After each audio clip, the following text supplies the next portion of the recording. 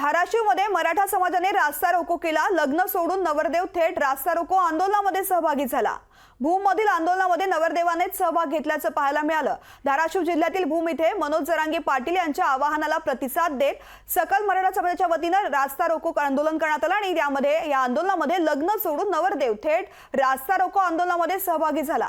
दरम्यान या मनोज जरांगे पाटील यांच्या आवाहनाला प्रतिसाद देत जरांगे पाटील यांना पाठिंबा देण्यासाठी मी आंदोलनामध्ये सहभागी झाल्याचं नवरदेव प्रतीक पाटील यांनी सांगितलं। दरम्यान लग्नाची 12:30 वाजण्याची वेळ होती, ती टळून गेली तरी तिकडे नवरी मंडपामध्ये वाट बघत होती। मात्र पाठिंबा देण्यासाठी मी इथे आलोय। दरम्यान आधी लग्न कोंढाण्याचं, मग रायबाचं, अगदी तसंच आधी मराठाचं आरक्षण, मग लग्न होईल असं त्यांनी सांगितलं।